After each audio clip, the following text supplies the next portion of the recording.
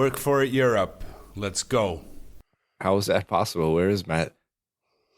Matt's not here. He's not here. It's Friday. He wasn't here yesterday either. Yeah. Unreliable Dutch people. Yeah, so now we have to change how we do our show here. We were trying to get back on track. We're going to skip what we did this week and go right into our guest in case Matt does show up later. So who we got, Albert? So our guest this week is Bernhard Neutz from Equilibrium Blade Works. He's an it's a tough name. He's an Austrian knife maker from Lower Austria, I think close to Wiener Neustadt. Yes, that's right. And I'm very happy to have him on the show. Hi, Bernhard. Hello. Thanks for having me. Thanks for joining us. So tell us something about why Equilibrium Blade Works.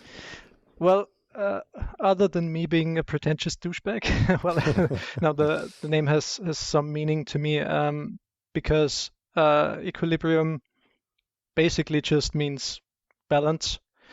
And ultimately, it's in just my personal opinion, every knife maker is ultimately striving for balance in some sense, because to make a good knife, you have to balance certain properties, hardness, toughness, blade geometry, the overall knife design, and to combine all these things together to make a good knife is encapsulated for me in the name Equilibrium Blade Works. I hope that makes sense in some way, but that's the general idea behind that name. That's kind of a problem that every knife maker has, trying to find out the balance, like between materials and cost, and how fine of a finish you're gonna do, and performance against looks, and so it's a good name. Yeah, it's also in my opinion where the true magic happens, and it's for me personally the most interesting part about bladesmithing, knife making in general, because there are so many aspects going into this. It's not just, at least in my opinion, you have to have a solid heat treat. You have to have good blade geometry for the purpose the knife is going to function ultimately. You have to have good handle ergonomics. Your design should look visually appealing, at least generally. I mean, tastes are subjective, but you know what I mean. And combining all these things, there's so many little nuances going into this. It's what makes this craft so rewarding, to me at least. Makes it interesting, and every knife has a little bit of its own character, its own story, I guess. I have a question about your knives. Yes. Looking through your Instagram page and your website and everything, you don't put your logo on the blade. You put it always on the spine. What's the background story for that? My logo essentially is just my initials in a sort of stylized way. And I don't know. It's not. That doesn't serve a particular purpose, but with the way my logo is shaped, I found it the most elegant way to put it on the spine of the knife, I think. When I first started out, I put it in the ricasso area, like most knife makers, and I hated it. I absolutely hated it. I couldn't find a place for me personally where I thought it looked good. So I put it on the spine of the knife and never looked back. Yeah, because it's a long logo, so yeah, makes sense. a long and very narrow logo. Yeah, that's why it works. Mm. So I have to ask, because this is like a thing between me and Albert. What's if you were to put your logo on the blade, does it go on the right side or the left side? I think I'd have to say it depends on the logo, because if we're talking about my logo, it's not symmetrical. I would put my logo on the right side of the knife. Me too. Because that way, like the stylized B would sort of point in the right direction, the way you would read from left to right towards the tip, if that makes sense. Yeah. Yeah, so mine was if it's on, I also put it on the right hand side, and I think after you're done cutting, when you put your knife down on the table, your logo is always facing up. And Andy says different. Albert, I mean, I keep saying Andy now because Matt did that. Well, that's also a good point about putting the knife down unless you're left-handed. But Yeah. Albert, are you left-handed? No. Why does it belong on the left-hand side? If you put it onto a knife, does the edge face left or right? To the right. Really? Yeah. But that's inconvenient to get off the knife block, isn't it? Or the what's it called? The one you mount to the wall, the magnetic knife, thingy. Yeah. Mine always faces left, the edge. So maybe it Weird. has something to do with how you store knives, right? So mine's always facing left, the edge. mine are also always facing left, but I'm left-handed. So I don't know. I think it's just a matter of personal taste ultimately. Yeah, maybe. Yeah. No, I think also with the way my logo goes, like Bernhard says, with the name, it just looks better on the right-hand side, I think. Mhm. Talking about my pretentious name and how my knives come to pass. But this brings me to the question I've been meaning to ask Albert for some time, because it's something I often think about, and it's what inspires you personally about your knife designs. Is there another knife maker you have looked to when you were starting out, for example, or that you still look to now for inspiration, or other things that inspire you if you draw up a new design, or is it all simply your imagination? No, of course, everyone is inspired by the stuff he or she sees. But when I started out with making outdoor and hunting knives. So, of course, I was looking at the famous companies like Benchmade and all of these companies for inspirations. But then I pretty quickly started drawing my designs in a vector graphics program. Mm-hmm. And there you can easily change like the shapes and the curves and the angles and stuff. And then I started printing out these designs. I drew on the computer, and then I started refining them. That's how I started out. And that's what I still do to this day. I draw all my designs on the computer before I build them. But of course, I mean, you get certain ideas from various people. I was talking to a friend of mine who said, or asked me if it wouldn't be nice to have like a mini steak cleaver knife, like a cleaver steak knife, like a small cleaver. Mm-hmm. And then I started drawing the cleaver, like a big cleaver, but I made it small so that it can function as a steak knife. That's a neat idea. Yeah, I had it with me at the Hohe Jagd, but that was the first knives we sold. So you might not have seen them. I can't remember. I think I might not have seen it. Yeah, that's where I get my ideas from. Now I look mostly to Japanese blade styles because that's what we do mostly, Japanese chef knives. And there are these standard shapes, like an Akiri, Kiritsuke, Kyoto, and then we somewhat change the design on a computer so that we can make it our own. And do you sometimes or even often come back to a design you have been doing for, I don't know, maybe years, and look at it and say, well, that one has worked fine for some time, but now looking back, I would like to change something about it, and you go redesigning it? Yeah, I did that with my chef knife. The standard European chef knife, which is called the Bro, is now called the Bro 2.0 because I did a redesign. I redesigned the handle because I didn't like the handle anymore. So I redesigned the handle with that one, but kept the blade shape because the blade shape is just a Western chef knife. There's not much to change there. But where do you get your ideas from? Well, initially I was most inspired by American bladesmiths because I've always loved the Bowie blade shape. Always have, always will. Always going to be my favorite blade shape. Not for a kitchen knife, obviously, but just generally speaking.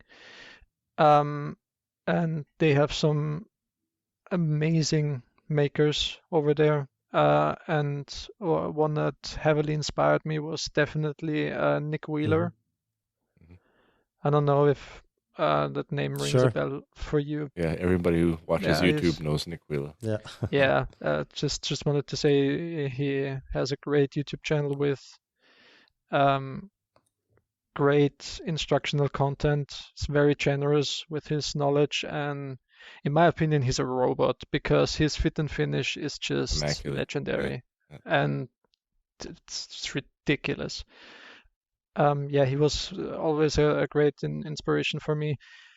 I don't know if he's still active as a bladesmith. I'm honestly not sure. I think his Instagram page is still active, but he hasn't posted something in quite some time.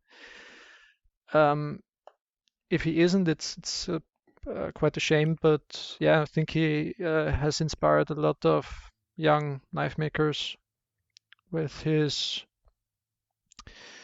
especially his dedication to fit and finish, because you can tell from a mile away that it's a Wheeler blade simply by the immaculate precision that goes into it. But who else inspired me? Of course, everybody knows Jason Knight. Yeah, that's what as a I very wanted to say. When I looked at your bows, they reminded me of Jason Knight's bows. Yeah. I mean, he's the one who. It's hard to argue against that. He wasn't the one, or that he is essentially the one who popularized or repopularized the harpoon Bowie blade shape. So what I mean by that is a Bowie blade shape where the clip is sort of raised up a little bit from the spine of the blade and then drops down towards the tip. That's something distinctly Jason Knight-esque, if you wish. And yeah, you can also see that a lot on my blades as well, because I think if it's done well, it can look pretty good. I'm not saying I'm doing it as well as Jason Knight. That would be, well, kind of ambitious, but yeah. Yeah, you have that on your pocket Bowie. I like that one. Yes. It's a good example of that particular blade shape. And that's also something that I somehow do different than the Nick Wheeler style, if you could call it that, is the shape of the plunge lines and the plunge cuts. If you look at the Nick Wheeler bow, it's very characteristic that the plunge lines and the plunge cut go straight up in a straight line towards the spine, and then there's a very small radius where it transitions into the spine. I personally, I mean, that looks great, but I personally prefer sweeping plunges where you don't have a straight line going up towards the spine of the blade, but a curve, a subtle curve from the plunge cut towards the spine or where your primary grind ends. I just personally find that more visually appealing, but that's ultimately a matter of personal taste. Yeah, I like the swooping plunge lines also because they match. I think I find that they match better with the handle transition. I think it's easier to have a handle transition tilting a little bit forward, and I think it looks more appealing to the eye. Yeah, especially on a full tang knife. Yeah. Yeah. And they're a little bit tricky to, well, with practice, everything is rather easy to do. But if you're starting out and you want to do a sweeping plunge, they can be challenging.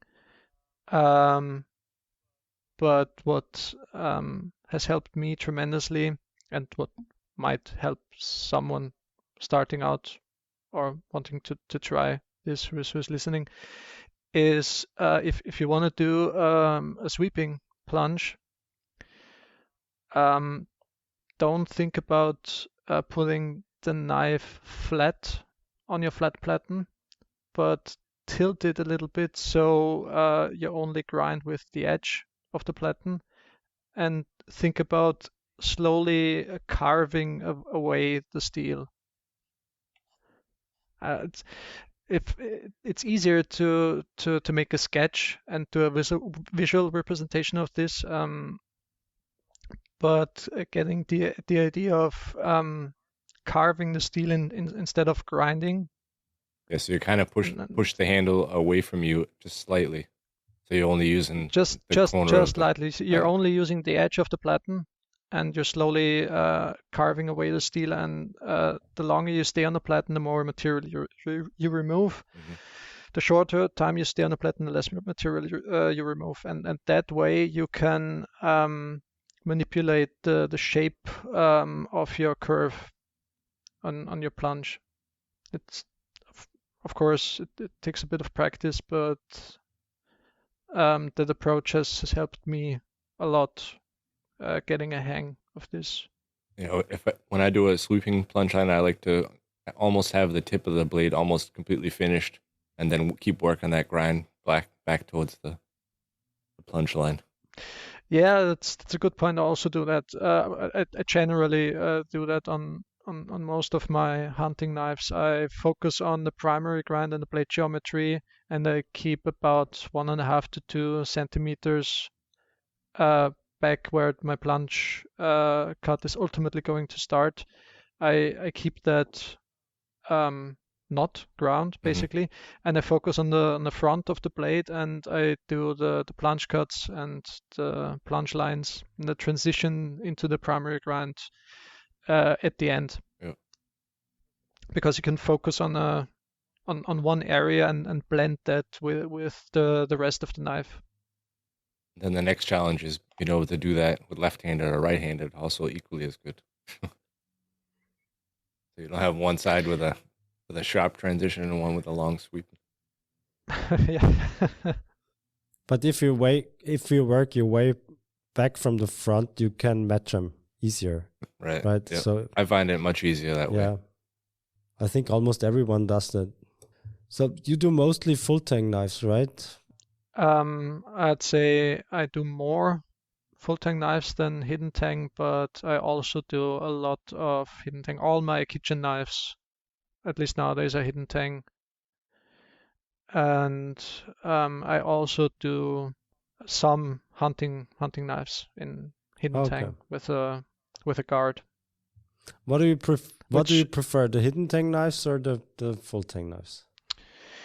Well, visually hidden tang, but especially if you have, like big full tang chopping knives, which I really like to do. A full tang can also be pretty cool and aiding that particular aesthetic. But generally speaking, I'm more a fan of hidden tang knives, and I have, especially when doing a hunting knife, I have a love-hate relationship with it, because fitting up the guard and doing a press fit on the guard it can be just a pain in the ass. I like the hidden tang because it's you can separate it from the knife and like work on all the angles and stuff. And every time I do a full tang, it's always a pain. Try and figure out where you're gonna start first, what you're gonna finish before you glue the handles on, because you can't get to it later. Well, with a full tang, it's just my approach, but at least the flats of the blade have to be finished. Or at the very least, your ricasso area has to be finished because you can't get there after you glue up your handle scales. And the front of your handle scales have to be finished because you kind of can't get there as well. Yeah, Albert actually has for hidden tangs. I have a new tool out. Albert, you want to tell us a little bit about it? There's two. Which one? You mean for the handle, right? Yeah, Or do you mean for grinding hidden tang knives? Because there's also one. You can tell us about both. but I meant the OxyGrip. Okay, because the other one has not been released yet, the angle tool. We built a tool that helps you getting a good grip on your hidden tang knife. Do you know what I mean? Because how do you hold on to your hidden tang knife when you're grinding it? That's always been a problem. Because you mean you have just your skinny Yeah, tang there's so little sticking. material, right? I know what you mean. Okay, and it's just a makeshift handle that you put on your tang, or we started out with, like everyone does, with like wooden dummy handles where we put the knife in and then it gets loose while grinding, and that obviously sucks. But now we built a 3D printed one with locking screws that go in from the side so that you can it looks like a dummy handle, like an octagonal handle, and you can put the tang in there and use the screws that go in there from the side to tighten it and keep it where it's supposed to. That's a cool idea. Yeah, it's so useful. We have like 5 or 6 of these in our shop. We started out with one, and we always had to argue who's allowed to use it. So now we had more of them printed. And Keith actually has how many do you have now? 18 or 19 of these? Yeah, I think I have 18 or 19 left. Took them to the show last weekend, and I'll be taking them to Eisenjetz next weekend. It's Eisenjetz and at Solingen also. And after the shows are finished, I will put them online for sale. Okay. So you had them already at the show in the Netherlands? Yeah, a lot of people checked it out. I don't think I sold any there. For how much are you selling? 18 euros. Okay, that's a very fair price. I was just going to say that sounds very fair. Yeah. And what was the second thing? Oh, yeah. The second thing is like a bevel jig, but for octagonal handles. Because people, when they're starting out, they have problems with keeping their angles symmetrical on their octagonal handles, right? So it should be 45-45 or 60-30 on both sides. And it's hard to grind freehand. At least that's what I've found. Yeah, especially beginners. Yeah. Of course, if you're more advanced, you can do it like you do it with plunge lines. You can start by grinding in 45 degrees roughly, and then you can make them symmetrical by going from side to side. But we made a jig where you can put your handle in, and which gives you perfect 45 degrees. So you put it in, grind 45s on one side, flip the handle over, grind 45s on the other side. Yeah, but it goes on your work rest, and then it has a carbide plate, so you can't grind into the jig. Yeah, right? yeah. The same carbide plate Keith has on his file guide, yeah. Sounds like an interesting idea. I have to check that out because I think aside from file guides to start the plunge cuts, I don't think I've ever used a jig of any sort. But I'm open to making my life easier. What kind of file guide are you using? It's a carbide-faced file guide I've ordered ages ago. I honestly can't even remember where. There was a Bill Banky file guide, and the other one I think is Nordic Edge. Most people have. And TR Maker also does one. Yeah, but he said he got it ages ago. So I'm honestly not sure where I got it. It was a really long time ago, but it holds up quite well, and yeah. But you don't do that many octagonal handles, right? So the classic Japanese Y handles you don't do, at least from what I've seen on your website. So this the grinding or the grinding jig might not be the right tool for your kind of handle. Well, I personally like handles that have a kind of a waist. Don't know how else I would describe it, where you have a wider part in the middle, then it gets narrow, and then it gets wider again. I also use those type of handle on my kitchen knives, as you have probably seen. Yeah. I mean, Albert, you have seen it in Yeah. person as well. But on my kitchen knives, I do sort of a hybrid thing where the front part of the handle is octagonal, and the back part, the other half, so to speak, is faceted in a way where it has a waist. Yeah. I personally find that to be quite comfortable in the hand.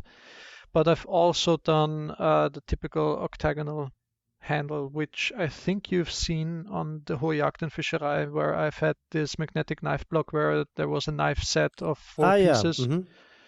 That was not completely the traditional Japanese shape, but it was it went in that general direction. It was octagonal with and it was wider at the end of the Yeah, handle. it's also on your Instagram, right? The set. Yes, okay. yes, it is. Yeah. It's, don't think I've already put it on the website. But I've recently redesigned the kitchen knife handle I've described before, the sort of hybrid handle with the octagonal shape in the front and the facets on the back. I've redesigned this to, I don't know, look more visually appealing, I hope. And I'm going to try that out pretty soon if it works the way I hope. But yeah, I mean, it's a matter of personal preference ultimately, because the traditional Japanese handles just work, and they will always work, and they're ergonomic and comfortable.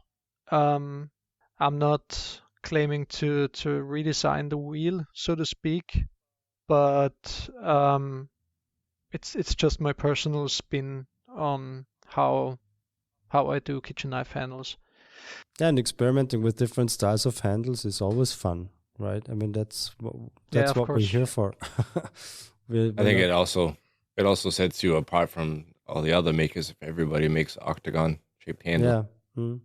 Well, what I think what primarily sets me apart is, especially on the kitchen knives, that my flagship kitchen knife design, the Paragon, is well, a European style chef's knife. And I mean, Albert has his Bro design, but I think it's fair to say that quite a bit, if not most, custom kitchen knives go into the Japanese design direction, because they're recognizable, they work, they're time proven and tested, and quite frankly, they're quite popular. Yeah, but still, I don't know about your European chef knife, but my European chef knife is my bestseller. People actually prefer. It is really interesting. I wouldn't have guessed that. Yeah, me neither. But people actually prefer it generally over the Japanese style blades, which I don't really like because I've built so many Bros. But still, I mean, because that's the blade shape people are used to, right? It's a German chef knife or French chef knife, whatever you want to call it, but it's a European chef knife, and that's what they're used to, and that's what they buy when they want to buy a custom knife. I don't really get it, because I would never buy a European style chef knife. Why would I? I mean, Why? That's so, Why? because that's so normal. So basic. Yeah, no, but it is mundane. Because God, if I spend so much money on a knife, I want to have something special. So it's like going to a gourmet restaurant and getting a schnitzel. Yeah. Yeah, getting your gourmet schnitzel Yeah. going on. No, but I think it's. Do you see what I mean, right? I mean, if you Yeah, spend yeah. so much Yeah, money, I you see want to what have you mean. something special, or at least I want to have something special. But my customers don't seem to care about these kinds of things.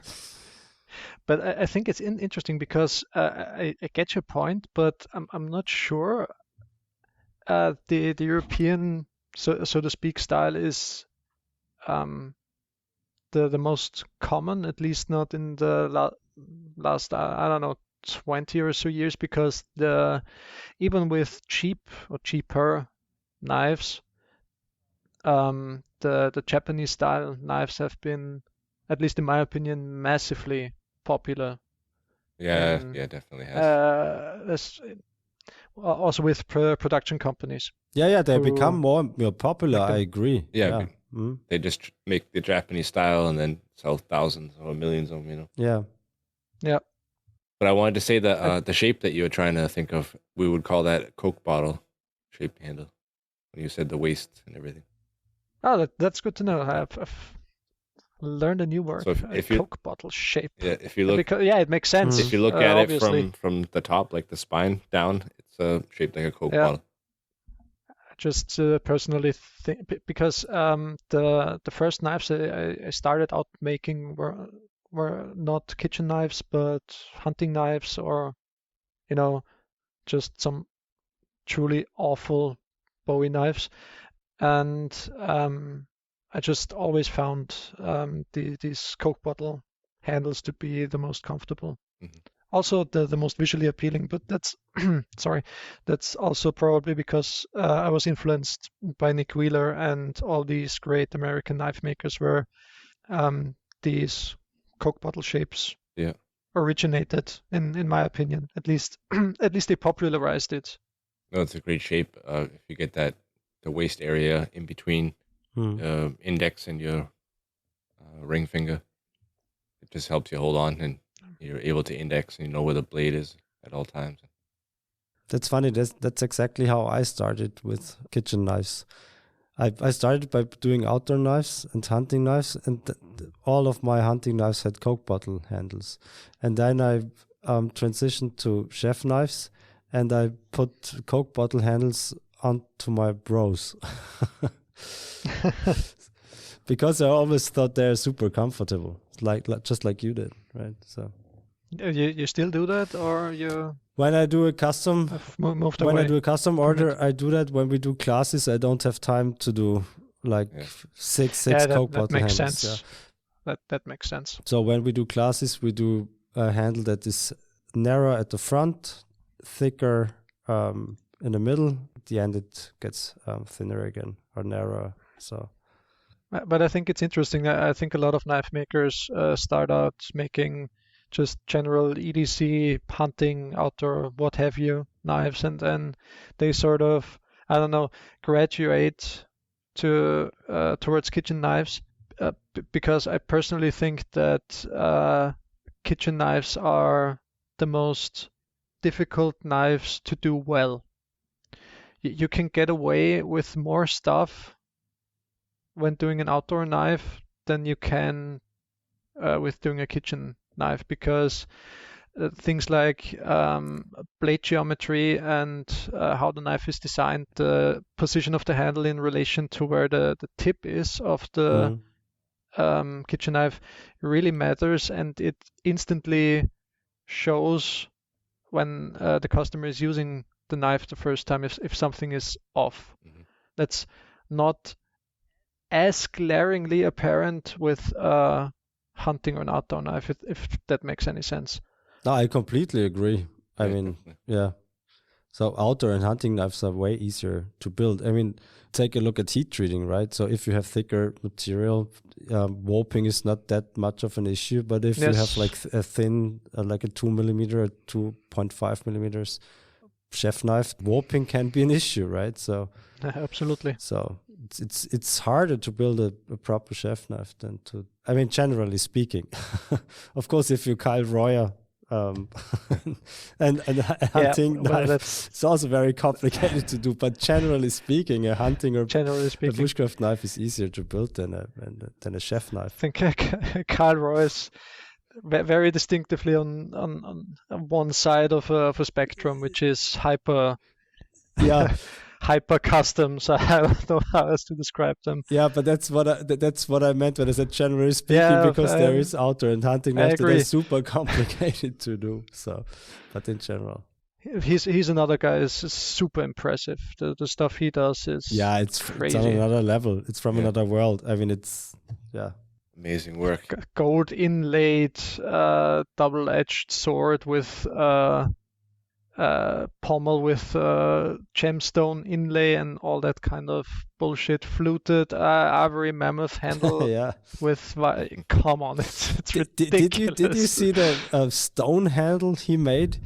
Yeah, He made a handle out of stone. Like what was it? Some fancy stone he bought somewhere, and he had to get diamond wheels and diamond cutting discs and Okay. whatever. Yeah, I had to get special equipment just to work that shit Yeah. down. It's fucking crazy.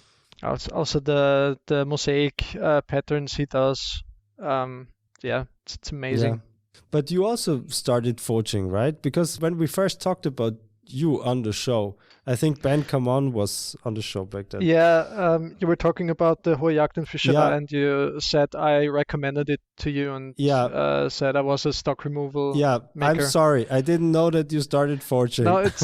No, it's also mostly correct because I have been forging I started out forging like most of us have, with some crappy leaf spring and crappy homemade forge and crappy railroad spike bashing away, making crappy knives. But I've spent more time doing stock removal than forging monosteel blades until I've recently sort of, I don't know, graduated towards doing Damascus. It's, I don't know, I'm unusual in that sense because I never had that immediate desire that most people have going into knife making, that you immediately want to do Damascus. For me, initially, it was always more about creating the shapes and designs I wanted to create. That was my first impulse and my first focus, so to speak. Yeah, but now I've finally made the step and done some Damascus. So I think it's you don't have to do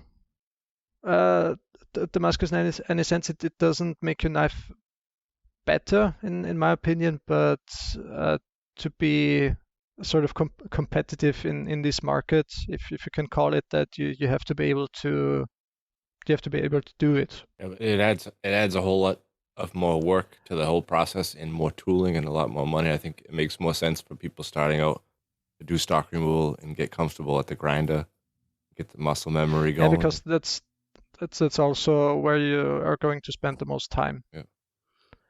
But yeah, it adds to your portfolio if you're able to do some good Damascus, and that's what I've been working on quite heavily before the Hohe Jagdenfischerei show. I've been doing some test billets with some twist Damascus and worked quite well. Doing a standard boring combination of 80 CRV2 and 15 and 20, so nothing special there. And I ended up doing, I think it was an 80 layer twist pattern, and I forged 2 pocket bowies for the Hohe Jagdenfischerei.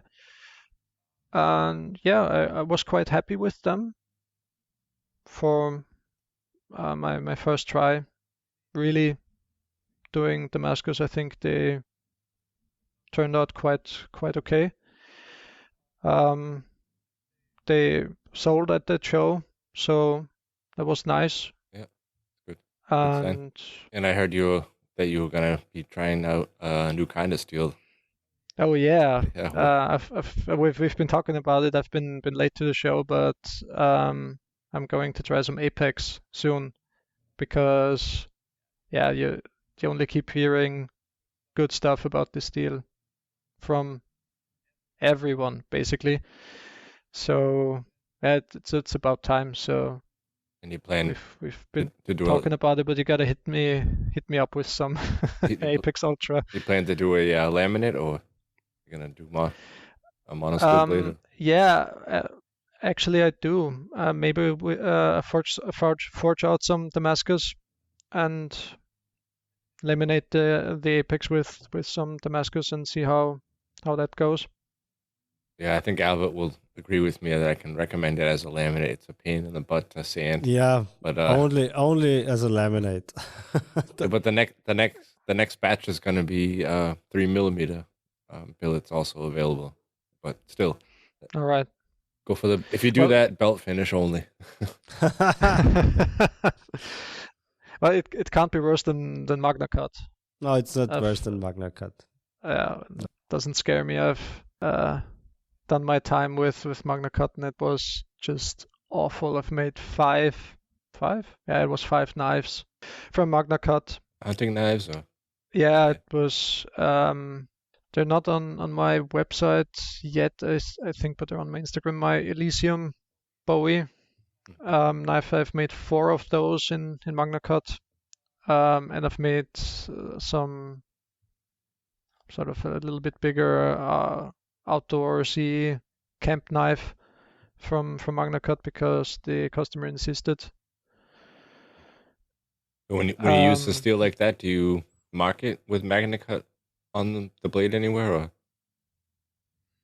Nah, no? it's I've never marked the Steel type. the steel in that way to show what material has been used. Maybe I should. You should, I don't know. especially if you use Magna Cut, because the customer has to see your pain. Yeah. So I should see to your feel pain. my suffering. Yeah. Well, it's reflected in the price anyway because it's hand sanding that crap takes, I don't know. How long did it about take you? The 2 Magna Cut blades you made. How long did it take you to hand sand one? Because you hand sand To all hand your sand- blades, right? Yes. Mhm. I don't know exactly, but about 4 times as long as a usual knife. Surely. It's just torture, honestly. When Apex Ultra first came out, I had a guy come.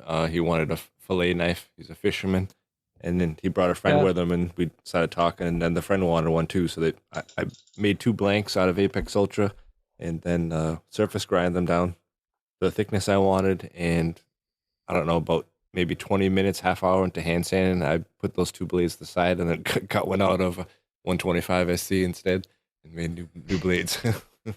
At what hardness? 62. Well, the Apex blades were 62. Yeah. It's that bad at 62. How bad is it at 65? I don't know. I never done one at 65. I mean, for a laminate steel, you can tell right away. You start hand sanding, and all the steel on the outside, on the jacket area, is like perfectly fine. You're ready to move up on grits, and the Apex is like you just came off the grinder. Yeah. So Albert uses Apex Ultra exclusively in all of his steels that he makes, even in the Almost. classes. No, not in the classes. So when we do Damascus forging classes, people have to make the standard Damascus we do, like 15 and 20 and 1084. But if they come a second time or a third time, they can do more complicated steels, like Apex laminates or twist Damascus, raindrop Damascus, that kind of stuff. But if they come for the first time to one of our classes, they do our standard 200 layer Damascus. Yeah. So I've been there a few times when you have classes, but I think the last time I noticed that you guys kind of worked on, I think like 2 billets, and each person got to work on the billet at the hammer, and then you cut it to lengths and distribute it between everybody. So how do you do that if somebody's there on an advanced class? Do they just make their own billet? They make their Separate own one? billets, yeah. They have their own billets. So if we do a laminate, laminated steels, they have their own laminated billets. If they do raindrop, they have to forge a 200 layer Damascus before they do the raindrops. Yeah, so they have their own billets then. Yeah, so we have 2 types of people in our classes sometimes, like a bit more advanced people and starters, which also is awesome because the more advanced people can also help the beginners. Yeah. So Yeah, they're always happy to. Notice that when you're there, they're like excited and they want to show everybody how to do. yeah, we stuff. always have awesome groups in our forging classes because they're so helpful, these people that show up to one of our classes. So that's great. What kind of equipment do you use, Bernhard, when you forge your Damascus? Well, I have a 25-ton press, an anvil, and a hammer. That's But about it. Which press do you have? It's a homemade press. You've built it yourself. Well, no, I've Log splitter. I've added to it. let's call it that. I've bought it used from Germany, from someone who built a press, and I've added what I needed for Damascus forging, so to speak, because the guy using it was a jeweler, I think. So he had this press with this massive cylinder, which was way oversized for his application, I think. And I guess he built a new one or didn't need it anymore, so I got a quite a good price on it. And yeah, changed some things around, and it's far from perfect, but it works. Did you have special dies made, like flat dies, drawing dies? Yes, Okay. I've made those from just a mild steel. You have made them yourself. Okay. Yes. Okay. With some help from my dad, cutting them up and helped me welding them, because I'm not the greatest at welding. I can weld together a Damascus billet, but if it's supposed to have structural integrity, I don't quite trust myself. Yeah. But how do you weld your Damascus billets? Because that's always an issue or topic on this podcast. How do you weld your Damascus I MIG weld billets? the fronts and I TIG weld the sides. Okay, completely shut. Yes, I completely. okay. I don't hate using flux, Mhm. and I think it's the safest way. Yeah. Mhm. As I've said, I mean, kind of talking out of my ass here because I don't have as much experience forging Damascus as you do, but on the test billets, I never had a seam pop open from the TIG welds. So I don't know. It has worked quite well for me so far. And I agree. Welding it shut, completely shut, is the best way you can do or make or prepare a Damascus billet, because if it's welded shut, then there can't be any oxygen in there or go in there, and then you don't have D-lamps, right? Yeah, but because the controversial part is TIG weld versus MIG weld. I guess because the MIG weld is stronger and the TIG weld, at least it's what I heard, is some people are concerned that the welds might pop open while forging. I don't know. I haven't had it happen to me. Nah, me neither. But yeah. But why would they pop open if we don't have if they're proper welds? Well, you don't have filler material with the TIG welds. At least when I'm talking about TIG welding the sides, I don't use any filler. I just sort of melt the material and just seal it up. But forge welding temperature is much lower than welding temperature, the TIG welding temperature. So why should they pop open the sides? I've never heard about some this. people say. Okay. That could be a concern. We don't have the professional welder on here now. Matt's not here. But speaking of controversial topics, do you guys know what another controversial topic is? Is this going to be about gator piss? Knife wax. a controversial topic. There's quite a few companies out there that are making knife wax, and we have a new sponsor for our show since last week. It's Travis Haynes with Pelican Paste, and Oh yeah, that's right. I got a chance to get a tin of the Pelican Paste and the shop hands, which I've been using since I met Matt for the first time last week. Yeah, so if you guys, anybody does wet grinding or works with your hands and stuff, your fingers and your fingertips especially get like split and stuff in the winter and from being wet. And this is just like a wax that you can put on your hands. Not too oily, like you said last time. I've been trying it out, and I hate like putting shit on my hand like that because it gets all oily and weird, greasy feeling and stuff.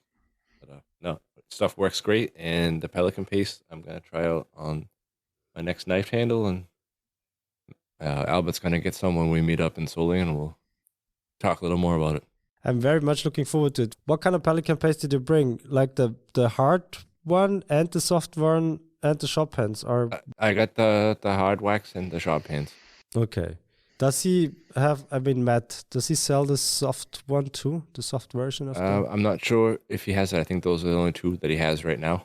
This was the first order he got from him, so but he'll be getting the oil soon. So I'm be looking forward to that. Yeah, me too. Bernhard, what do you use protect your handles?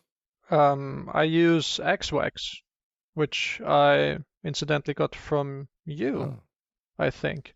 So yeah, works quite well, but I'm definitely going to try out the Pelican Paste as well, because I haven't heard about it until now, but it sounds interesting.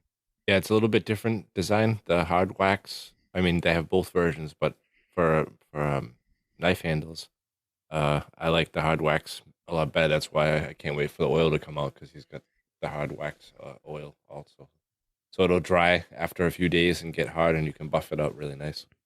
Have you tried it on a knife handle already? I haven't tried this version. I've used hard waxes before, and I just like the hard wax better. Probably not for the steel, because it makes the steel kind of sticky, but for handle material, it's good. But talking about finishes, Bernard, how do you etch your Damascus? Because the edge you have on your twist Damascus, I mean, I saw the knives in person at the show in Salzburg, right? So the edge is done pretty well. So what's your etching procedure for your Damascus? So this is where Gator Piss is going to come in inevitably. No, but what no, seriously, what are you using? Because the edge is super clean. I'm using ferric chloride and coffee edge, Okay. and So the sort of sunshine cloth at the very end. So that's basically it. what kind of coffee do you use? Nescafe dark roast, Okay. I think it was. Yeah. Mhm. Put it in there overnight, and Mm-hmm. but for these ones, I was going for a pretty deep edge. I think you've seen it at I Salzburg. remember, yeah. Mhm.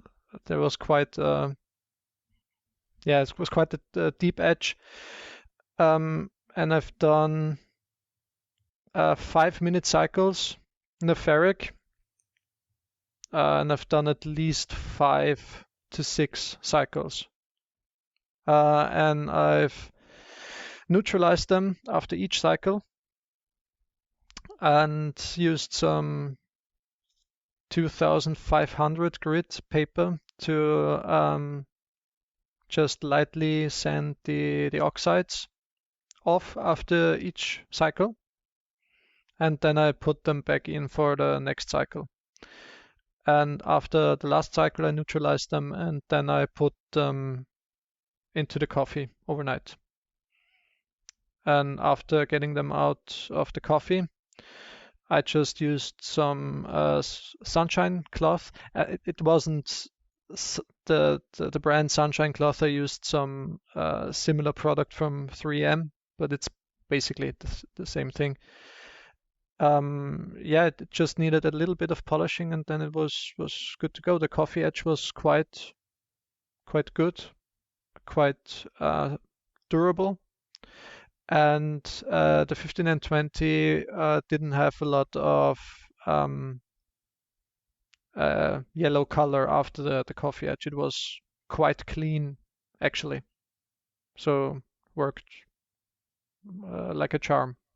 Hmm. I think one of the No, it looks super I think clean. one of the things that people get confused about with when you talk about etching, because you said 5 minutes, but for me, 5 minutes I think is quick. I usually do like 15 to 20 minutes, but one of the things that play a big role in that is the mix of ferric chloride. Are you using it like straight out of the bottle the way it is, or are you thinning it with water? Or?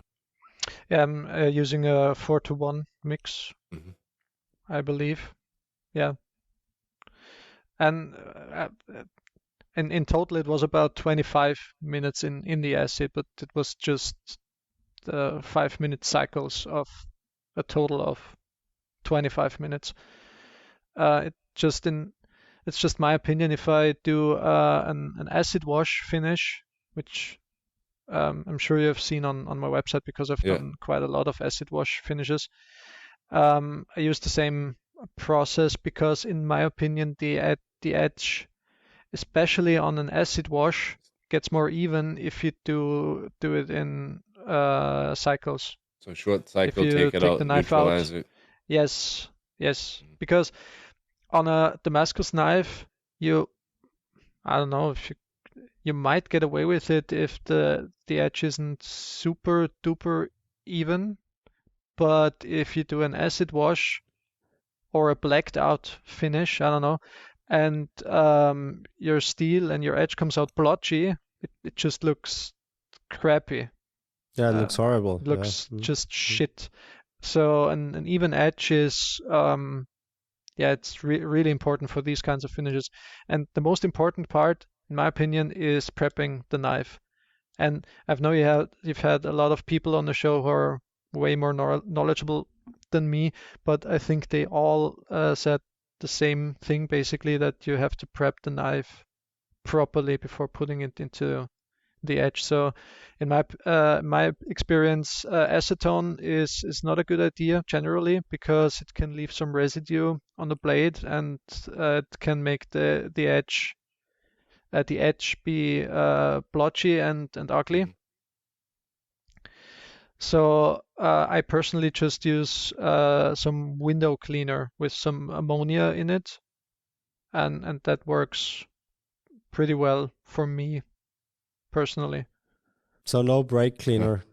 I've heard I've heard that people use it. I've never used it myself, but I guess it's going to work as well. Yeah, because that's what Coy Baker recommended. Yeah. He also said, no, don't use acetone because of the residue it might leave on your blade, but use brake cleaner instead. So that was his recommended procedure. Yeah, that episode I've listened to. Yeah. I use something called it's called PE Reiniger. It's like a type of plastic PE cleaner. It's 99.5% alcohol, and it's they use it like if you're installing pools and they want to like glue the plastic pipes together. They use it to clean the plastic pipes first and then glue. It works great. I mean, after the Baker Forge episode, I tried brake cleaner and stuff, and I really didn't notice any difference. Yeah, it could be the case that all of these products have basically the same effect, or that the difference between them is so minimal that it's negligible. I don't know if that's the case, but if it works for you and your experience, then why change it? Never change a running system, right? Albert, did you try different brake cleaner after that? Because you mentioned it without whatever that chemical was. Yeah, we try. I mean, not different ones, but we tried the ones we have here, and they work great. Which brings me to a question, Albert. Have you tried Gator Piss again after your conversation with Coy Baker? No. I've been building steak knives all month, so no, I've not made a Damascus blade since we last talked. So no, I have not tried Gator Piss again. But Andy did, I think. Andy built a knife and it worked. But we have to do more tests because it was one knife he made, a Giotto, and we we do not have the instruments to measure the temperature in the gator piss yet, so we have to find a way to measure the temperature of the gator piss. I can't remember what's the recommended temperature again. Something between 23 and 25 degrees Celsius or Alright. something. I know it was 70 Fahrenheit, but that sounds about right, like 23 Celsius. Mm. Because it's definitely something I'm going to try out as well. Gator piss, that is. Mm. But since you've said that you've tried it and you've had, well, not that great results, I was curious if you had some updates there. Yeah, not really. No, we want to do a bit more of testing, and then we will report here on this show how it went. Yeah, I've done since then 2 Kumai blades, and like I said, I tried it with the brake cleaner on one of them, and ended up like in the middle of the process switching back over to the cleaner that I normally use because I didn't notice a difference. But I stupidly used the normal drive gator piss and put my copper blades in it. So now I have 2 jars of gator piss for copper blades. Ah, shit. Yeah. But you still have a bit of gator piss left, I guess, right? Yeah, that's not a problem. I got enough. And did you get the desired results after using the brake cleaner? Because on the Baker Fortune tool, not on the it was a YouTube video, I think, where they showed off the gator piss and edged the blade, and it looked basically perfect after the edge, perfect contrast, and Yeah, I think I get the contrast results. I just don't get them at the speed that it's shown in the videos. I still do like 2 to 3 etches with ferric chloride, and then clean everything off, buff the whole knife up so there's no more black left, and then my final like etch or 2 will be in gator piss. I just Alright. find that it's easy, it makes the contrast better, but it doesn't etch as quickly as So you're doing the deep edge in ferric and the contrast edge in gator piss. yeah. Okay. Yeah, exactly. do you then also do a coffee edge, or is the gator piss the last step? I've tried coffee quite a few times, but I have the same problem with like blotchiness and stuff. It's like in mono steel, so if you don't notice it on Damascus, but it's just kind of a gamble how the coffee's going to work, so I gave up on it. I was also doing it cold, and it's the same thing with gator piss. They tell you to warm it first until. And gator piss is supposed to be the solution to all of these problems, right? The inconsistencies you get with coffee or with orange juice or whatever. That's what gator piss is there for. That you can use one product and get a perfect edge with it, and consistent results. I've another question for Albert, which I've been curious about for some time. And the question is, do you use disc senders in your workshop? And if you do you use them a lot? Yes, we use them. We have 2 disc senders, and we use them for flattening scales and wooden blocks for hidden tang knives and stuff. Yeah, but we never use them on a blade, on steel. That's interesting, because I find myself spending more and more time finishing blades on the disc. Yeah, I've seen people doing this. Don, what's his name? Don, the American. He's quite famous. Don Nguyen or something. Yeah. Oh Yeah. yeah. Yeah, he uses the disc sander a lot for flattening bevels and stuff. So I think it works great, yeah, from what I can tell from his videos. But we've never used it on steel. What do you use it for? Also for flattening the primary bevels, or what do you use it for? Well, I do most of the grinding on the bed grinder. If I do post heat treat grinding, I finish the bevels about let's say 85 to 90%. And then I dial in the blade geometry, the last bit of the blade geometry on the disc. I think. Interesting. Yes. Mhm. It's my preferred method nowadays, because I think it gives you more control. Yeah. It gives you the possibility to at the same time put quite a nice finish on the blade and get all the belt grinder scratches out because you're using preferably high quality sandpaper. Mhm. And I personally use a variable speed disc Mhm. grinder, reversible, with a disc that has I think it's a Taper 1 on. degree taper towards the middle with rubber backing. So it's disc, rubber backing, and then the sandpaper. And it works amazing at dialing in the last bit of blade geometry, especially if you're doing a flat grind and you want to convex the lower third of the blade towards the edge. It's Mhm. because you can sort of roll the blade into the disc, and because you have a larger surface area, a Yeah, yeah. much larger surface area than on the belt grinder, you don't run into as much a danger to get a sort of notch into your edge, if you know what I mean, to ruin your blade grind. It's in my opinion a great tool to dial in your edge geometry in a controlled way. No, it is. Yeah, I can imagine. Yeah, but we have very wide belt grinders. We have 75 mm belt grinders, and we usually hold the knife at an angle, so we also get a lot of surface area Mm.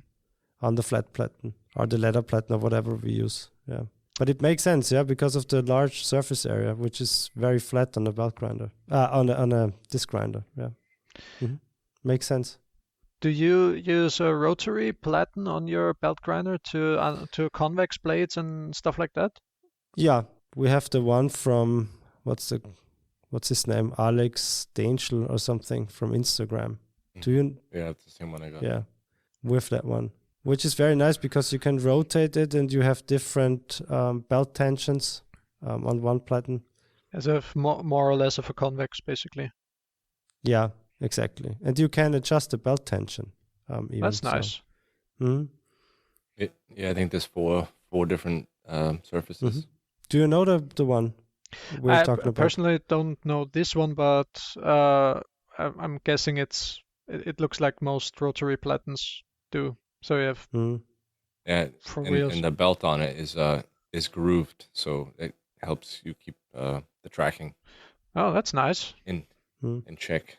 Gotta hit me up with a link sometimes because it sounds interesting. Yeah, we'll have to look after. Yeah, I put it in the show notes because I can't remember his name either. It's Alex something. You're right. Alex Danchel or something.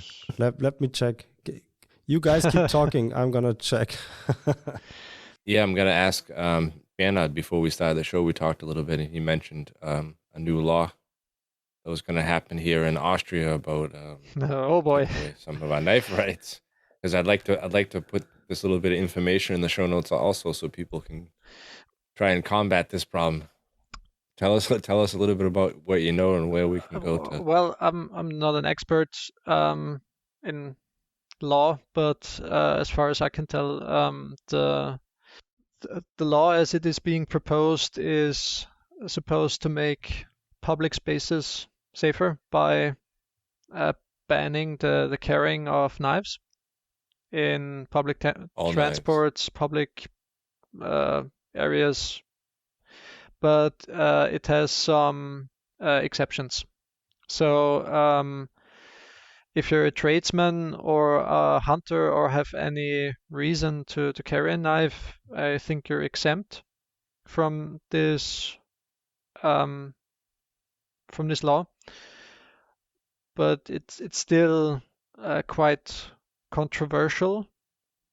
Obviously, within the knife making community, it's controversial. And there is a petition going around to collect signatures to stop this law from being passed, which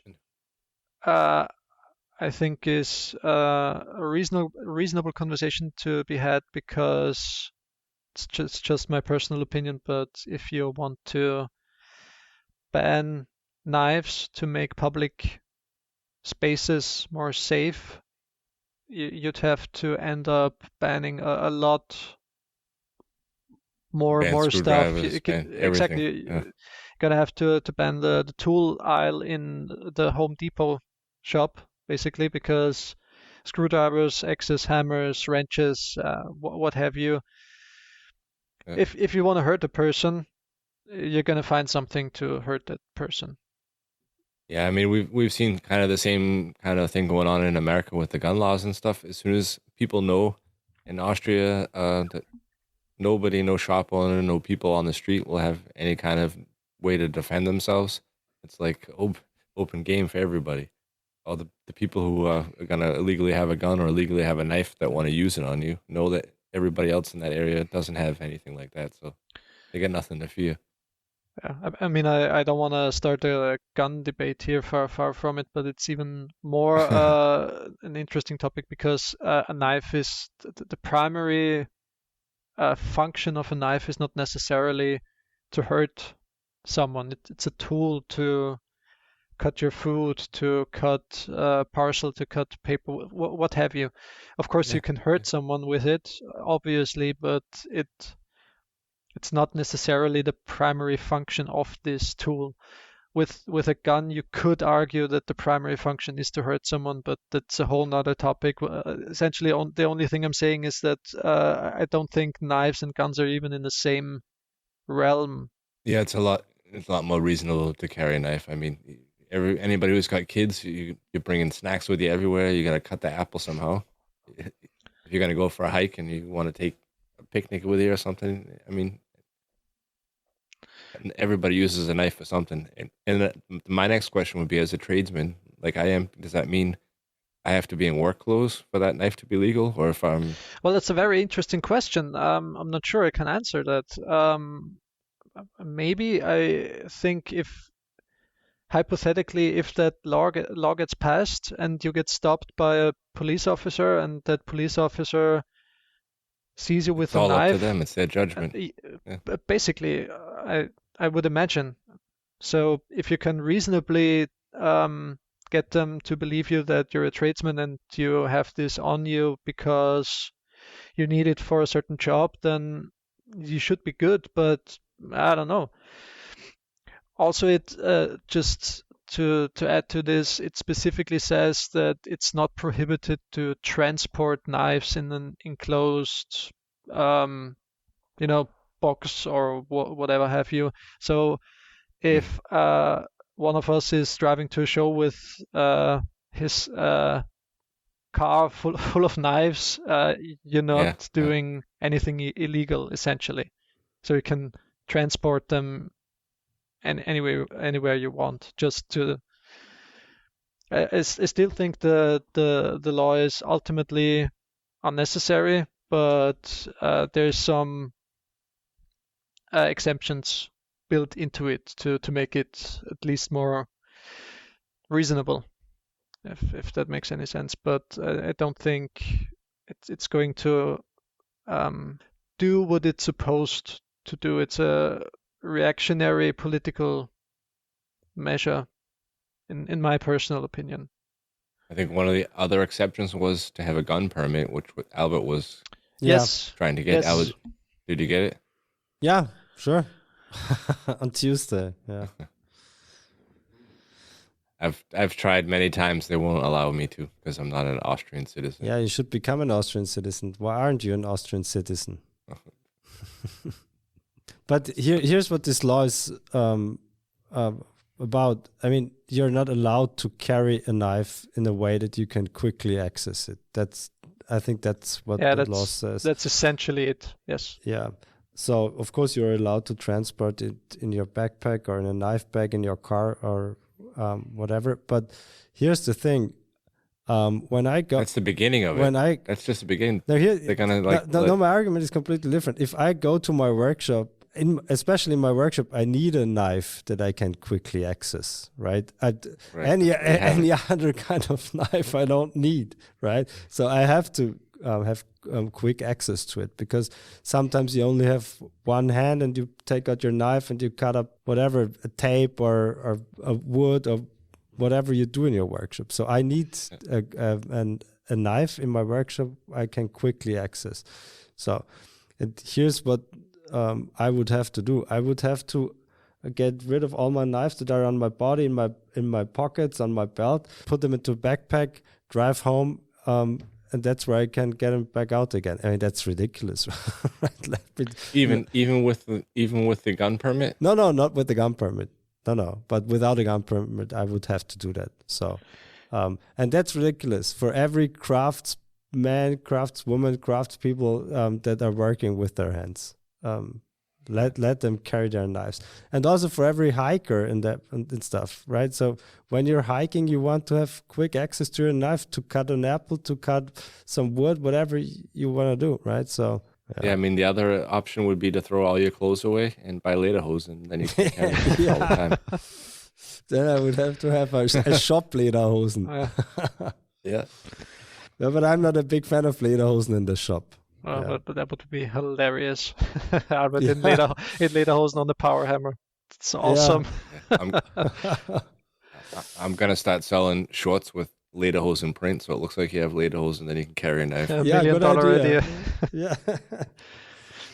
But it's funny because Austria was kind of an outlier in knife laws for a very long time, because we basically, up until now, I mean, this law hasn't yet passed, but up until now we haven't had any restrictions Deal with that. apart from very few specific ones. But you could basically run around through the city with a battle axe. As far as as I know, there was no specific law that would prohibit you from doing that.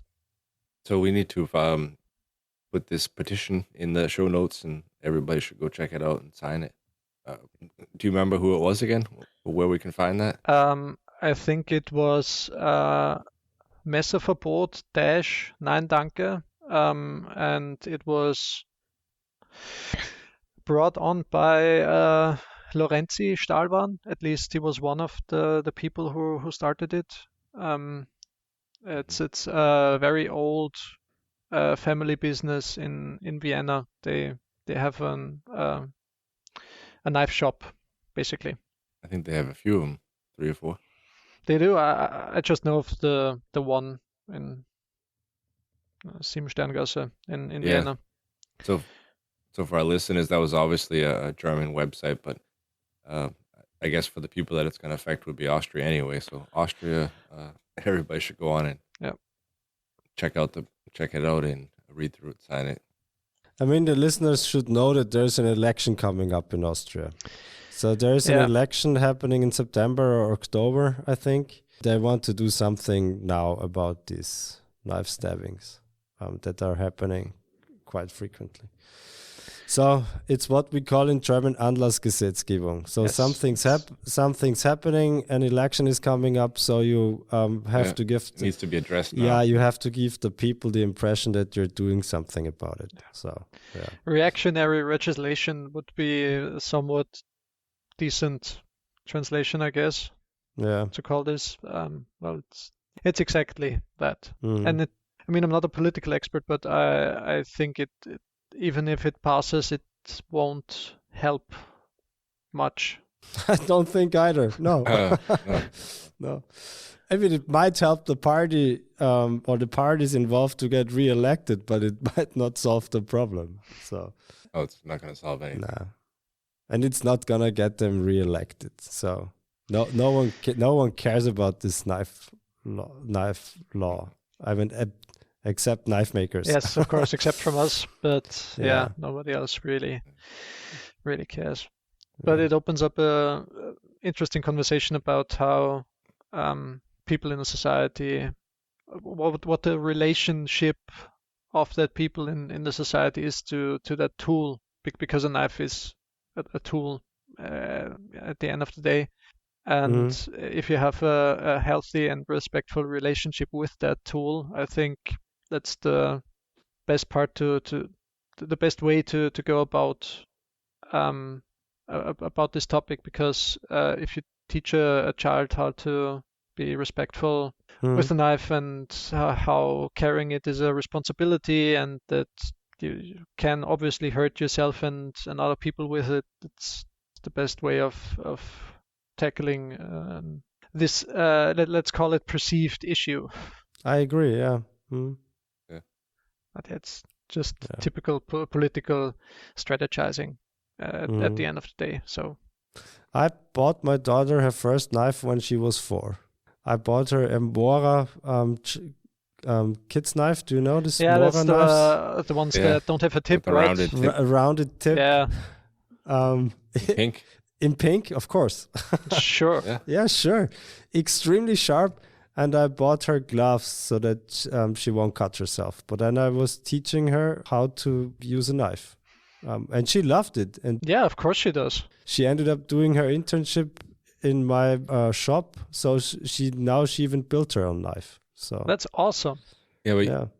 you said she was 4, so that was a while ago. Were you making knives at that point? No, but I was collecting knives back then already. I started making knives 2016. That's 8 years ago now, and she's 14 now. So that was 10 years ago when I bought her first knife.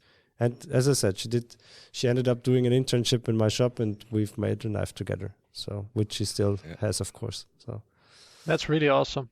yeah, it's a nice family or daughter-dad adventure.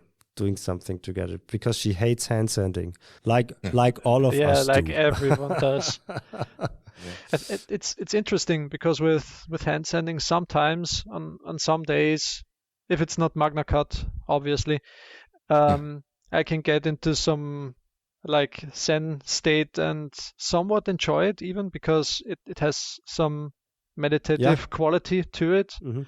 That actually has a name. It's called Flow-Erlebnis, so flow experience. It's flow state Yeah, stuff. mhm. Yeah, but obviously it doesn't work every day. And sometimes it's just miserable and you hate it and you hate your life and you hate the knife and you just want to get the damn thing finished. And then you find a scratch from the previous grid when you were already almost done and you still have to keep going and it just sucks. But yeah, that's just part of the pride of being a knife maker, I guess. Just paying attention to these things and not deliberately overlook them, but have pride in your work and fix them and do the best job at hand sanding that you can reasonably do. Mm. I mean, after all, we are building luxury items, Yes. right? Which are very expensive. Yes. So I agree. Do the best work you can. Which is, I mean, basically my company motto is uncompromising quality, which yeah, it sucks if that is your motto if you're going to hand sand Magna Cut, but you still it's possible. You can do it. It takes 4 times as long, but you can still do a kick-ass hand sanded finish on these, and it looks great. I wouldn't recommend anyone to go above 600 grit because I don't think it improves the finish much because what's the English word? The ability to be polishability, I don't know if that's a word, of Magna Cut is not as good in my opinion as, I don't know, a simple steel like 80V2. That one you can go to 800,000 grit and it looks great, but on Magna Cut, in my opinion, it won't improve the look a lot. I don't think it's It's worth not the effort. extra effort. But talking about steels, what's your favorite knife steel? Because I saw that you do a lot of 14 C28N knives. Well, But what's your favorite knife steel? No. that's a difficult question. I think I'd have to split it into carbon steels and stainless. Of course, yeah. Carbon, well, I haven't tried Apex, so maybe that's going to be my favorite after I've tried it. But right now, it's still 80V2 because, well, it's an easy steel to work with. It's easy to forge. It's easy to heat treat. It's easy to hand sand comparatively. It's super fucking tough. You can make an awesome chopping, Bowie, outdoor, whatever knife. You can also do decent kitchen knives with it. If you forge it or grind it very thin, it won't be as good as Apex, obviously, because you can't really hard it to 65 Rockwell. But I think it's a very good, cheap, decent steel that makes a very good overall knife for most applications. And stainless, well, I mean, Magna Cut is a great steel. It has a very good combination of corrosion resistance, toughness, and it holds a very good edge. It's just such a pain to work with. So I think I'm going to have to go with 14C28N, which in my opinion is the perfect sort of budget knife steel. It's not expensive, it's tough, it has great corrosion resistance. That's the equivalent to AEBL, right? Very similar. Very similar. Sandvik has an equivalent to AEBL. It's not 14C28N. 14C28N has a bit more chromium in the alloy, I believe. But all things considered, it's very similar to AEBL, considering the characteristics of the steel. So, is it the very best knife steel in the world if you compare it to Magna Cut or other more wear-resistant stainless steels? No, I don't think you could make that case, but I think it has a very good combination of properties. So if you have a good heat treat, it makes a very, very good knife. Do you do cryo with? Yes, but I do dry ice instead of liquid nitrogen. I don't have liquid nitrogen setup, but we've talked about this some time ago. I don't know if you remember, but I do, but our listeners don't know it. yeah, sure. I think Larian has a good article where he says that if you go into cryo right after the quench, you can get similar results to liquid nitrogen, reducing the retained austenite. So if you're quick, you can get similar results with dry ice. Yeah. How about you're also using dry ice? Yes. Right? Yeah. And for the listeners out there, even a home freezer helps. So if you don't have liquid nitrogen or dry ice, you can use your standard freezer. Just turn it down to minus whatever it can do, like minus 30 degrees or something. And that also helps. But you have to be quick. And how long? The whole material has to reach the temperature. So the thicker the material, the longer you have to leave it in there. You can't leave it in there for too long, so better be on the safe side. So I do like 2 hours on a chef knife, which is plenty. So yeah. So if you couldn't get to the temper that night, you can keep it in the freezer. Exactly. Yeah. Take it out the next day and then do the temper cycle. Yeah.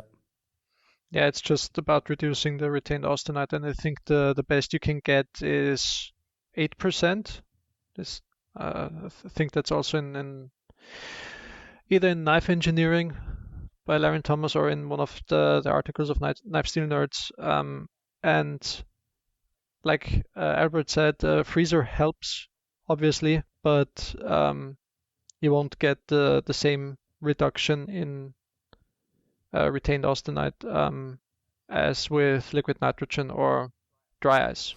Yeah, but the difference isn't that big. The difference is, let me check, was maybe 1 or 2% or something.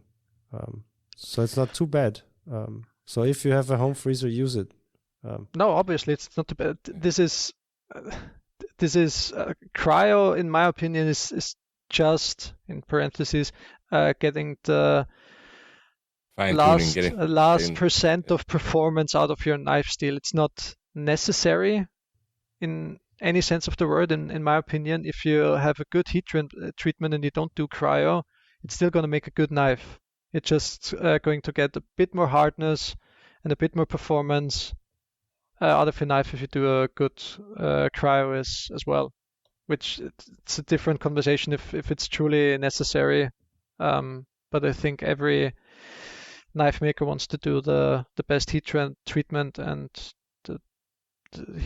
he or she possibly can do. So if it helps, then most are going to do a cryo, I feel. Yeah.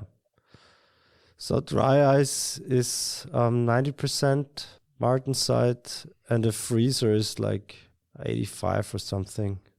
There's this picture on Knife Steel Nerds. So it's a few percentages difference. So is the key actually the temperature you're getting to, or how quick you get to the temperature? Both. Both, yes.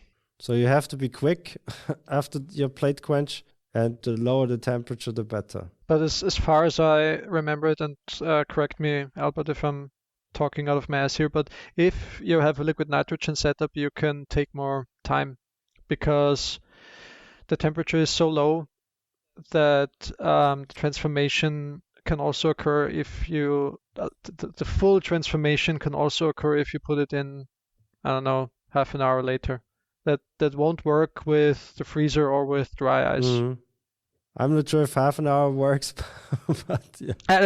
I'm not sure about the time. Just you have a bit more time with the liquid nitrogen, but with dry ice and the freezer, you should go immediately from the quench into your cryo. Do you use dry ice with acetone or alcohol, or just plain dry ice when you do a cryo? I just use the plain dry ice, throw it in there, close it up, and leave it there for, I don't know, an hour and a half. Where do you get your dry ice from? I have a company that sells scrap. I was looking for the word, and steel. Mm-hmm. They have a scrap yard, Okay. and they also sell steel for construction and stuff like that. And they, funnily enough, also sell dry ice. That's a weird combination. Yeah, but Of products. they have good prices, and they're quite near to my workshop. And yeah, How much do you pay for a kilogram of dry ice? for a kilo, I think it was fuck me, I'm not sure. I think it was 70 euros for 20 kilos. Okay, yeah. Mm-hmm. That sounds yeah. About That's normal. So €3 or 3 to 4 euros per kilo. Yeah. Yeah, there's a company near me that also sells dry ice for the construction branch, I guess, and they use it for what do you call it? What's the English word? Like sandblasting, but they use the dry ice instead. Yeah, dry ice So if you wanted to- blasting. Yeah. Mm-hmm. Yeah, if you want to take all the paint off the outside of your house, Mhm. they can blast the paint off, and the dry ice just evaporates without having the Yeah. mess of sand and everything. But I guess you can't buy dry ice from them, can you? If it's a dry ice I don't know blasting if it- company. I don't know if it's legal, but we buy it and take it with us when we go on fishing trips because it lasts a lot longer in the cooler. Ah, okay. Because I try in the town where I live, we also have like a dry ice blasting company. So they do what they just said professionally. And I called them and asked them if I could buy dry ice from them, and they said no. Yeah, I think the Okay. problem is if people are buying it for the food industry, it's not the same dry ice, so that's kind of like the gray area thing. Okay. But it cools beer really well. long story short, you don't need a liquid nitrogen setup. You don't have to have it, basically. It's cool if you do, but can get by with dry ice. You were right. Back to cryo quickly. With liquid nitrogen, most of the unstable austenite is transformed even after an hour at room temperature. So it's even more than okay. Yeah, it's more than Well, half an hour. nice. With liquid nitrogen. So not with dry ice, but with liquid nitrogen. No, don't have a lot of time with dry ice. Yeah. Such an informative podcast again. Yes, I mean that's interesting. So it does have a lot to do with the actual temperature you get to. Of course. Yeah. But at the same time, how quickly you get to it. But temperature and time, I mean, that's the two variables with heat treatment, right? In general. So It's almost like a balance, like an equilibrium. yeah, we went full circle there. We went full circle. Yay. And now we shout out our patrons. We have 11 Patreon members that sponsor the podcast. They help us put the show on every week and get new mics and all that kind of stuff. Next week it will be 12. Why, are you going to join again? No, but Bernhard, all of our guests have to join. Absolutely. Yeah. So we got Christoph Stiegler from Kanji Knives, Sven from Njord Artisan, Johan Fagerlund from Fagerlund Bladesmiths, Travis Haynes, which is also a sponsor of the podcast, from Bird Forge, Roy Rutten. We got Shay Deschamps, but I think we should play this clip real quick because I can't say the name right. Shay Deschamps. Oui? Thanks, Ben. His French is better than mine. We got Paul Balletta from Balletta Handmade, Mr. Coy Baker from Baker Forge and Tool. This guy I'm going to try to pronounce because Matt's not here, but it's a Dutch guy, Pim van Delft, Van Delft Woods. Works, I mean. Alex Greenway from Trenton Knives and Cardoso Knives. And he's got a crazy name. It's Toby Kagler, so it took a while to find him, but his email gave it away. So if you guys don't listen to the Forge and Steel podcast, they always play around with the Patreon guys and have them change the names and stuff. So I'm guessing that's the reason why it says Toby Kagler this week. Mm-hmm. And we did have a lot of stuff to talk about. Me and Matt were at a knife show last week in the Promised Lands, as he likes to call it, in Nederland. And unfortunately, his kid was sick and his wife wasn't home, and he wasn't able to join us this week. So we'll talk about that next week, I believe, if I can still remember it all. Yeah, make notes. It's crazy getting ready for 3 shows that are like right close to each other. You got so much stuff to think about and keeping material in stock and making sure you don't sell everything out at the show for your internet customers. When are you leaving for Solingen? Are you leaving Friday? Yeah, the show's Saturday, Sunday. I will leave Friday morning. I'm going to try to leave as early as I can because you have opportunity on Friday. I think there's like a 3-hour window from starting at like 6 o'clock or something where you can set up. And I missed that last year because I got stuck in traffic. So I'll leave a little bit earlier, see if I can set up. We got a 20 square meter booth this year, so it's going to be a little bigger. I need some time to make sure I get everything set up. When are you going back? Are you going back Sunday or is it Monday? No, I stay Sunday night and then leave in the morning. It's still like I don't know, the navigation says like 7.5, but it takes about 9 hours. There's still a lot of construction along that route. There's like 7 or 8 construction spots. Yeah, but we're going to do a little Friday night. We're going to get together with a bunch of knife makers, have some dinner. Saturday night, if everything goes well, we'll be in Martin Hoover's hotel room making a video for his YouTube channel, and hopefully we can get something for the podcast going too with some audio. Sure. But I think he rented a whole house, didn't he? Not just a hotel Yeah, you're room. right. Yeah, a house. Yeah. And we'll be drinking some Camone beer together. You get to try it out. I had awesome. one last weekend. It was really good. Yeah. The Camone IPA. Did you get the second batch or did you just get one? Because No, I shouldn't have said anything. I wrote to Anchorage Forge and was like, "Hey, thanks for the beer." And he's like, "What do you mean? I didn't send it yet." Ah, shit. Or else I would have got more. Yeah. No, it's cool. It's good beer. The logo is awesome. I love what they're doing over there. Yeah. Working with all the knife makers. It's great. So Saturday, you said, right?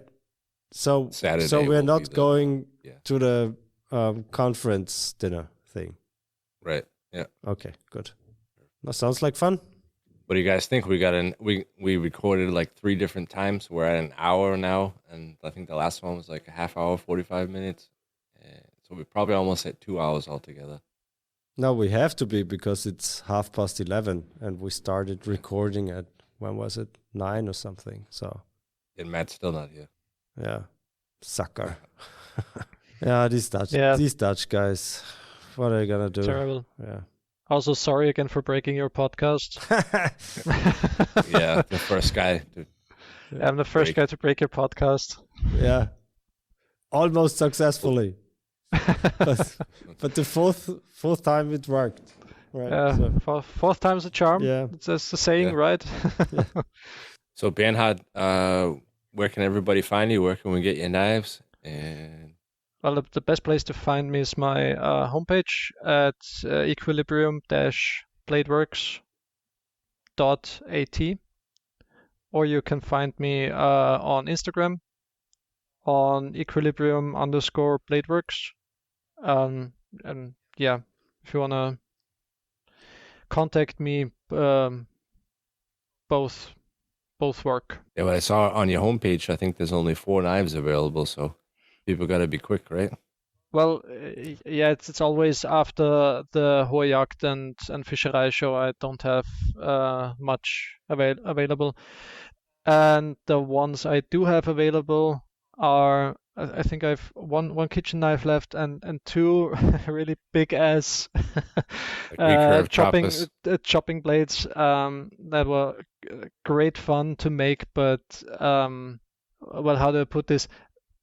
There's not a huge market in Austria for huge chopping Yeah, blades. but I love that the recurve chopper. That's great. Great Yeah, design, very clean. I love the design. I loved these big badass Bowie chopping blades. It's just you just can't make a lot of these because you don't just don't have a lot of buyers for these. I think they Yeah. would sell better in the States. Yeah, I would think so imagine. too. Mhm. Nice. Yeah, we'll Yeah, add but- into the show notes about the problem with the knife laws here in Austria, and also links to Equilibrium Blades where you can find them on Instagram, and to our Patreon members. Thanks. And we're always looking for new guys. If you want to join our Patreon, you can find us on patreon.com at WFI Europe Podcast. Again, Bernhard, thanks for thanks for- having me. Thanks Sorry. for joining us. It Yeah, was a thanks nice for talk. joining us. Yeah. Yeah, thanks for having me. It was great fun talking with you guys. Mhm. Perfect. We'll talk to you guys next week. Yeah. Bye. Bye. Bye bye.